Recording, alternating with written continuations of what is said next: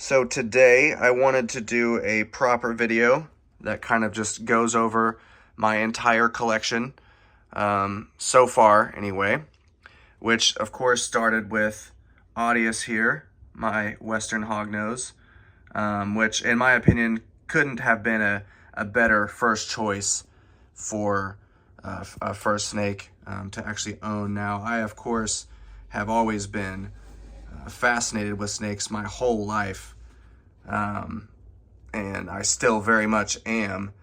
But Audius here was the first one that I actually ever personally owned myself, and he's fantastic. I mean, look at that little face. Look at his little nose. The Western hognose is actually pretty common in terms of being kept in captive care by pet owners and things like that. The Eastern hognose snake does not do quite as well in captivity, but the Western hognose is pretty hardy, pretty easy to keep. Audius here is what's called a condomorph. So a lot of the Western hognoses, you're going to see some pretty prominent checker looking pattern across their body, but the condomorph have these nice splotches similar to an anaconda, which is why they're called condomorph. And another prominent feature of the condomorph is this black venter underside here. But Audius is the start of all of it. And, you know, at the end of the day, he's my best boy. He's my first, and he's just, look at him. I mean, you can't deny, even if you don't like snakes, look at that guy's little face. Gee whiz, he's like a little duck with that little snoot. But he's not the easiest to actually. He's being pretty photogenic right now. He's usually not the easiest to take pictures of or videos because he's a cruiser. He's constantly moving around, and yeah. So I'm a bit surprised that he's being as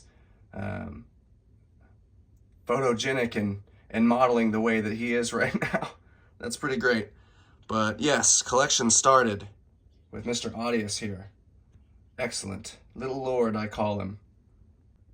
Iswell here was my first venomous snake. She's perfect. She's Trimeresurus insularis. She's getting some impressive size to her.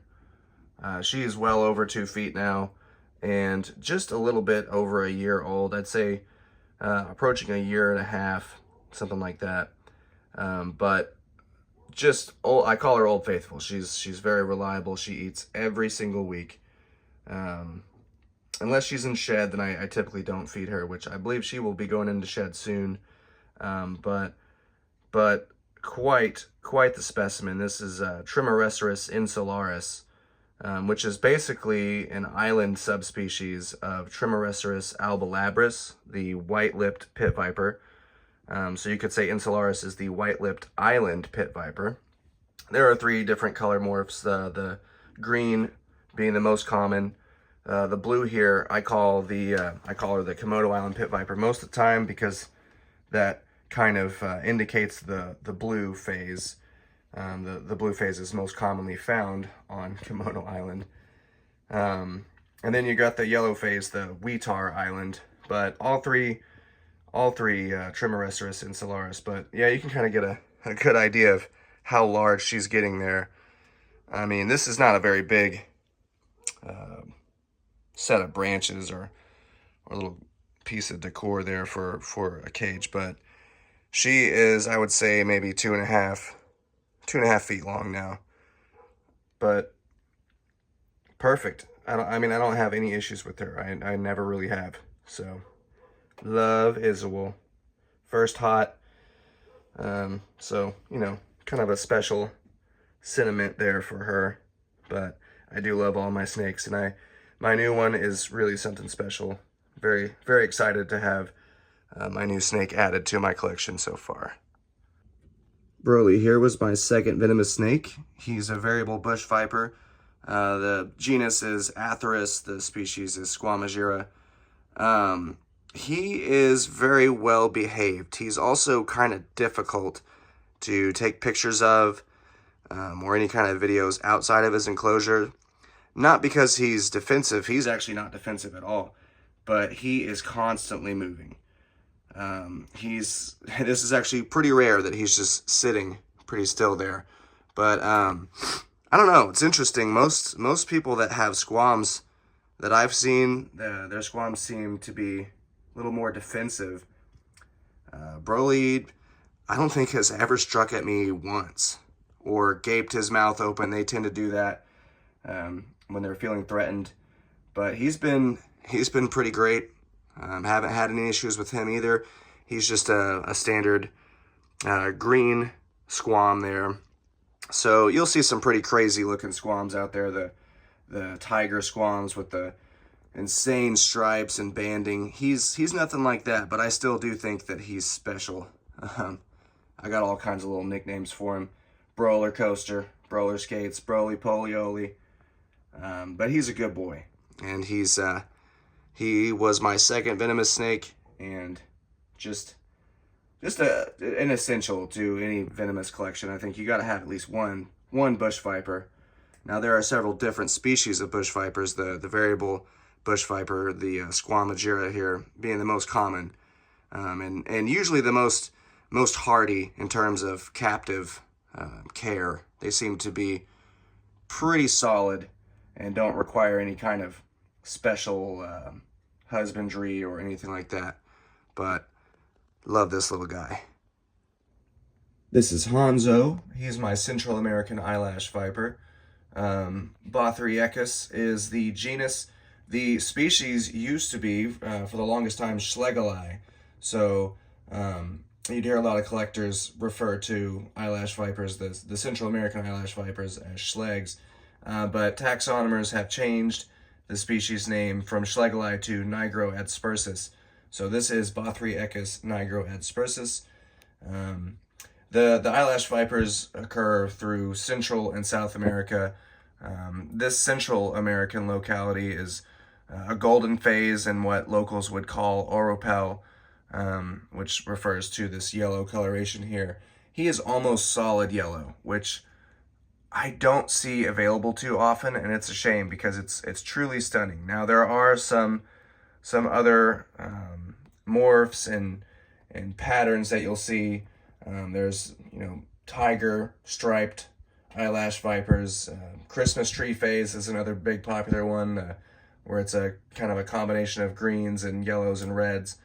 But something about the classic just golden eyelash viper really just screams the Amazon rainforest to me, and the Central American rainforests and all that. It was something that I really wanted to be part of my collection, and I was really stoked to be able to find one that is nearly solid gold.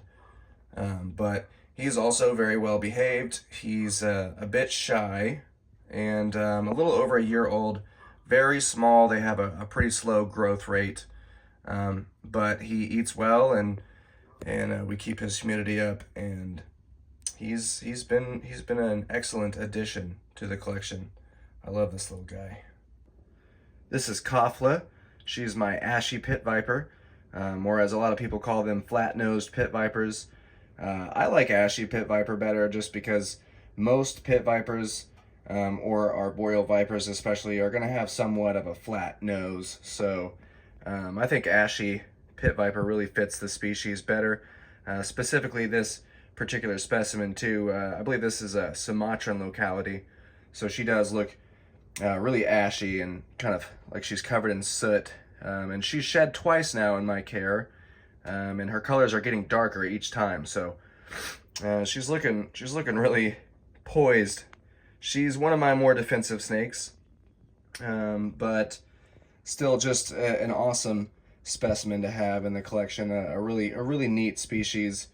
And this is Craspetocephalus is the genus, and Puniceus is the species. So this was my first snake of the Craspetocephalus genus, and couldn't be more pleased with her. She is something else.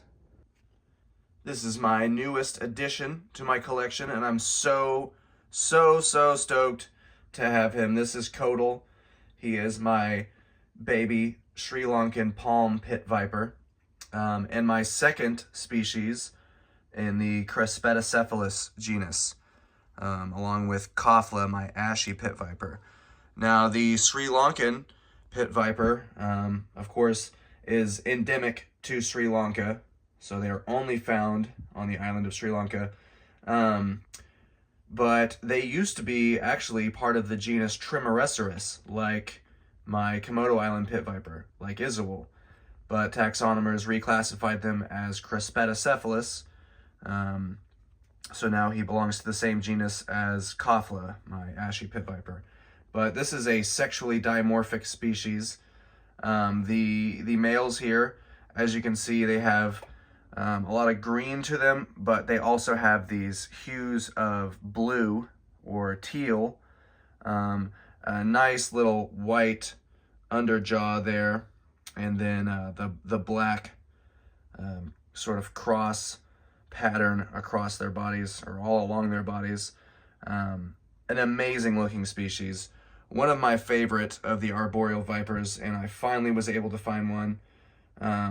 And he's a baby too, which I like. I like getting babies because I like raising them up myself and kind of watching them develop over time. So he's very small, but you know, before too long, he'll start growing and getting bigger, and these blues will start popping more as he ages, which he already looks super blue.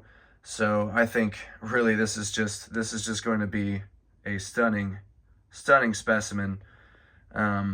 But couldn't be more stoked to have a Sri Lankan now in the collection. One of my favorite species of arboreal pit viper there. This is Cirque. He's my rhino viper, or river jack, or butterfly viper. There are several different common names, but rhinoceros viper was the original. This is Bitis nasicornis, and part of the big three of the Bitis genus. That's the largest three species in the Bitis genus. But he's amazing. This is a Congo locality, so his colors are insanely bright, and they've gotten brighter each time that he's shed. Now, a lot of times these colors do start to dull as they age, but so far they've only gotten brighter. His horns are also developing quite nicely. But this guy has been solid. Rhino vipers are sometimes difficult to keep. They are very susceptible to stress, but Cirque here is chill as a cucumber. He hardly ever huffs at me, and he eats extremely well. And I do keep his enclosure nice and dark and cool and humid like they like, which I think really helps kind of keep that stress factor down. But these shapes on the back are often why they're referred to as a butterfly viper. They look like little butterflies on their back there. But man, he is at times arguably my favorite. It's just an insane looking snake, and you know, on top of his good behavior and just reliability that I've had with him so far, it's really been excellent. And he was my fourth venomous snake, and this is, I don't know, I've heard some people kind of say that this is more of an advanced species, but I've just followed some pretty reliable sources as far as the husbandry and what to expect, what to avoid, and it's been actually pretty simple. But I don't interact with him too much because I don't, even though he is calm and usually very seemingly stress-free, I don't want to, you know, add any extra stress to him. But I do like to get him out occasionally and just kind of show him off because, dude, what an amazing looking animal. That's insane. A special guy here, Mr. Cirque. No collection would be complete without a Gaboon viper. This is Vivian. She's my juvenile West African Gaboon viper. That's Bitis rhinoceros. She's another member of the big three. In fact, the biggest of the big three and the biggest species of Bitis of the entire genus. Anyway, they are the largest species. There are some some localities of puff adders that get close, but the gaboon takes the cake as far as overall size. This is a wide-bodied snake. They get nice and thick, and some people might see that, and if you don't know, you might think, well, that snake's overweight, but that is just part of their genetics. They are heavy-bodied. They are terrestrial. They are forest dwellers. They sit on the forest floor, and that's why they have this crazy pattern. They blend right in with the leaf litter. You're not going to see this thing on the forest floor. They will sit completely still up to 2-3 months at a time and wait for something to come by and strike out of ambush. The Bitis snakes also, they hold their prey off the ground after they've struck to prevent it from getting traction, I guess, on the ground and running away. Another interesting thing about these snakes, they will actually save up their excrement so that it kind of, I guess, gathers up in the lower third of their body, and that allows them to weigh that portion of their body down so that they can strike a little bit more harder and faster, which I think is just an interesting, very interesting technique in terms of aiding them in their ambush style when it comes to getting a meal.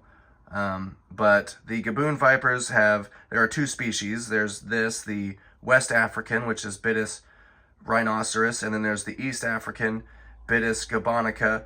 The way you can tell them apart is actually quite simple. The West African has this one large stripe by the eye, whereas the East African has a line in between that stripe, so it divides it into two stripes.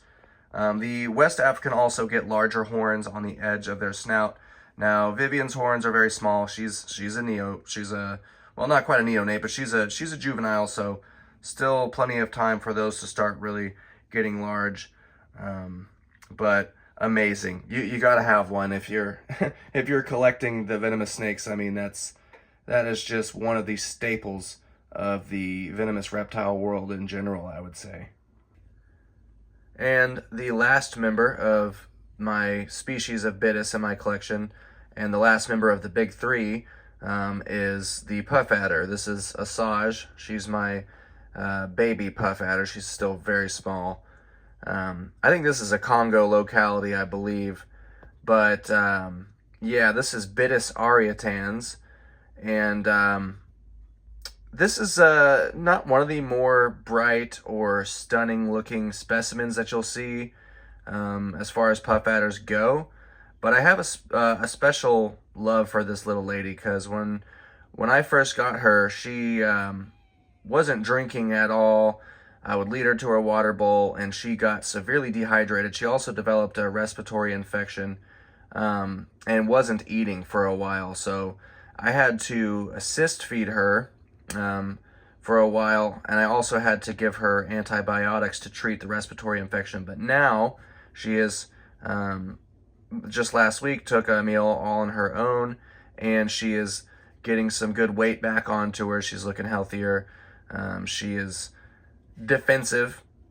She's probably, anymore, she's my most defensive snake. It's on site for this girl, which is not uncommon for puff adders. But generally speaking, it's a pretty hardy species. I think that this particular baby was probably birthed from a gravid import that was maybe wild caught. So I don't know. There's the potential for complications, health complications, and that kind of stuff in those types of scenarios. You see that a lot with gaboon vipers and some of the rhino vipers, but we're doing a lot better now. And the puff adder, I think, is one of the more interesting species of Bitis. Scientists have recently discovered that in the wild, these snakes, specifically the puff adders, have developed a way to disguise their pheromones to make them undetectable from predators and things like that, which I think is crazy. It's just such a wild concept to think about, a snake kind of masking its own scent so that it can't be detected. I thought that was rad anyway. But these are also the deadliest snakes in Africa. Now, they are not the most venomous snakes in Africa, but they are so widespread and their venom is still so very toxic that they bite the most amount of people. And they do result in the most amount of snake bite related deaths in the continent of Africa, which is what makes them the deadliest. Now, the black mamba and some of the cobras over there are certainly more venomous, drop for drop, but they don't come across people nearly as often, and they are not nearly as defensive. I would say these puff adders, they will stand their ground, and they are prolific when it comes to striking. They're actually the second fastest striking snake in the world, only behind the death adder in Australia. So incredible, a super deadly snake, but what an amazing species. I had to have one, and I have not had the easiest time with Asajj here, but I've learned a lot from keeping her. I've gotten some pretty good experience from helping her get healthy again and eating on her own and rehydrated. So overall, super glad to have her.